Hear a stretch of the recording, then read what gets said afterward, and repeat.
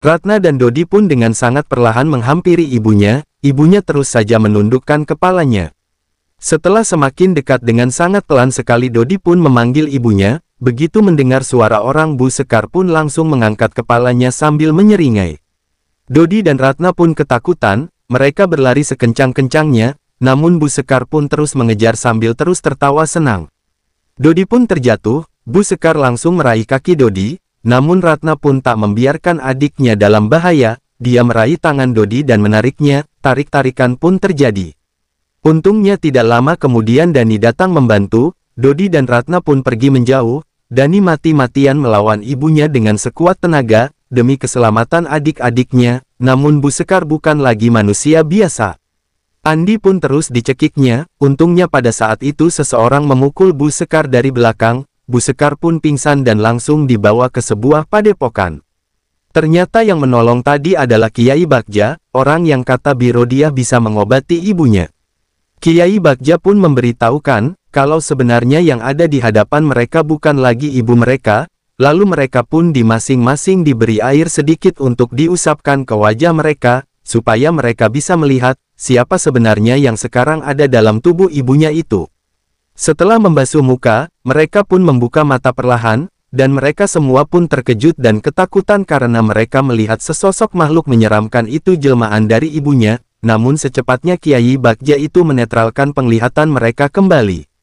Kiai Bagja pun menjelaskan, kalau ibunya melakukan perjanjian setan, untuk melepaskannya, Dani harus mengambil tanah kuburan dan kelapa muda yang tunggal malam itu juga, sebelum pergi Dani pun diberi penangkal kalau nanti ada halangan, gunakan saja air tersebut.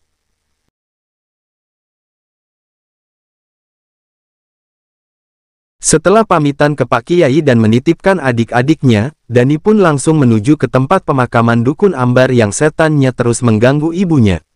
Setelah menanyakan ke orang kampung setempat, Dani pun sampai di pemakaman tersebut. Tanpa menunda waktu Dani langsung mencari kuburan yang dituju yaitu kuburan Dukun Ambar. Setelah mencari-cari akhirnya Dani pun menemukan kuburan Dukun Ambar itu, tapi baru saja dia mau mengambil tanah kuburan itu, tiba-tiba ada suara yang melarangnya untuk mengambil tanah kuburan itu, kalau sampai dia mengambilnya, Dani pasti akan celaka. Dani pun tidak mempedulikan suara itu, dia tetap mengambil tanah kuburan itu, namun tiba-tiba tanah kuburan yang sudah ada di tangannya terasa berat dan tidak bisa diangkat. Dani terus mencoba namun tetap tidak bisa, tanah itu semakin berat. Dani pun merasa keheranan, dan ketika itulah Dani melihat banyak makhluk menyeramkan datang mengerumuni dirinya. Dani pun sangat ketakutan, makhluk-makhluk itu semakin dekat dan semakin banyak, Dani pun semakin menggigil ketakutan.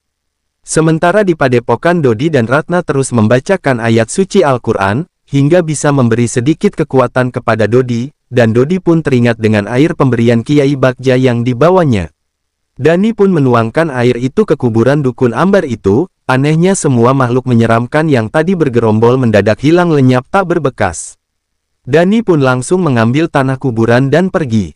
Kini tinggal kelapa muda yang dia butuhkan, mobil pun terus meluncur, tapi tiba-tiba mobil itu berhenti dan mogok. Dani sangat kesal dan merasa gagal, dia pun hanya bisa termenung di depan mobilnya yang tiba-tiba mogok itu. Setelah beberapa saat dia melihat sesosok ibunya yang tersenyum dan melangkah pergi, Dani pun mengikuti, namun ibunya hilang. Dani pun melihat ada pohon kelapa yang berbuah tunggal, Dani pun merasa senang.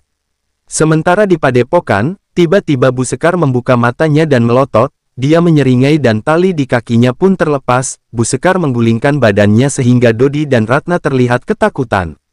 Pak Kiai pun menenangkan mereka. Bu Sekar membuka tali yang ada di tangannya, dan Bu Sekar pun kembali beringas.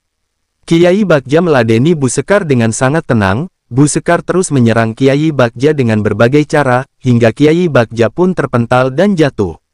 Bu Sekar seakan di atas angin, Bu Sekar terus menyerang, dan Kiai Bagja pun menggunakan pedangnya, dan Bu Sekar pun berhasil dilemparnya keluar. Melihat ibunya terlempar, Ratna merasa tidak tega dan mau mendekat, namun Pak Kiai melarangnya, dan berpesan mereka berdua tetap di tempat. Kiai Bagja pun perlahan keluar, dia menghampiri Bu Sekar yang sudah terkapar di halaman secara perlahan. Begitu Kiai Bagja mendekat tiba-tiba Bu Sekar menyerang dan menemplok ke tubuh Kiai Bagja, Bu Sekar itu pun terus menyerang hingga Kiai Bagja kewalahan. Setelah berhasil melempar Bu Sekar, Kiai Bagja pun terkapar. Bu Sekar yang terpental langsung bangun dan mendekati Dodi dan juga Ratna. Melihat itu tentu saja Dodi dan Ratna pun ketakutan setengah mati. Bu Sekar pun terus mendekat, dengan pedang di tangan, Bu terus berjalan.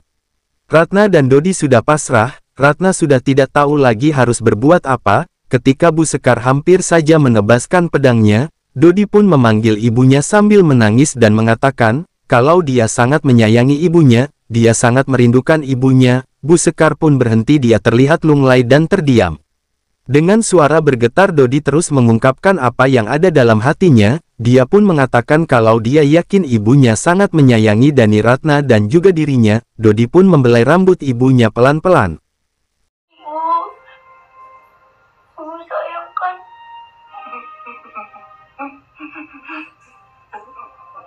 Bu Sekar terlihat sesenggukan menangis, namun tidak lama kemudian dia pun seperti tak bisa mengendalikan dirinya lagi, dia kembali beringas. Bu Sekar pun mengangkat pedangnya untuk ditibaskan, untungnya dari belakang Dani bisa menahan tangan Bu Sekar, dan Bu Sekar pun balik menyerang Dani. Dani yang sudah terpepet memanggil nama Pak Kiai berulang-ulang. Pak Kiai pun menyiramkan air kelapa muda ke tubuh Bu Sekar pun menjerit kesakitan, pukulannya tertahan. Namun tidak lama kemudian, dia melempar Dani ke lantai membuat Dani meringis kesakitan. Ratna berteriak ketakutan, dia takut kakaknya Dani kenapa-kenapa, namun Bu Sekar yang sangat beringas kembali mau menyerang Dodi dan Ratna. Pedangnya pun sudah diayunkan untuk menebas, untungnya Pak Kiai langsung menyiram Bu Sekar dengan air kelapa muda lagi, Bu Sekar pun kelojotan dan untuk beberapa saat Bu Sekar terus meraung-raung kesakitan. Setelah sedikit mereda, Pak Kiai memanggil anak-anak Bu Sekar untuk mendekat, dan dia menuangkan air kelapa muda ke tangan anak-anak Bu Sekar, untuk diusapkan dan dibalur-balurkan ke tubuh Bu Sekar. Bu Sekar pun sadarkan diri dan meminta minum, setelah minum Bu Sekar pun meminta maaf kepada Dani dan juga anak-anaknya yang lain, kalau dia sudah melakukan hal yang salah. Anak-anaknya pun tak kuasa menahan air tangis, akhirnya Bu Sekar meninggal dunia di pangkuan anak-anaknya. Ibu salah sama kamu. Ibu telah memaksakan kehendak Ibu sama kamu. Ibu jangan pergi.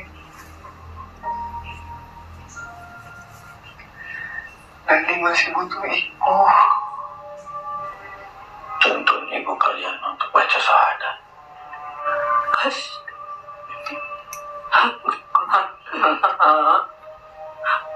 Muhammad Rasulullah.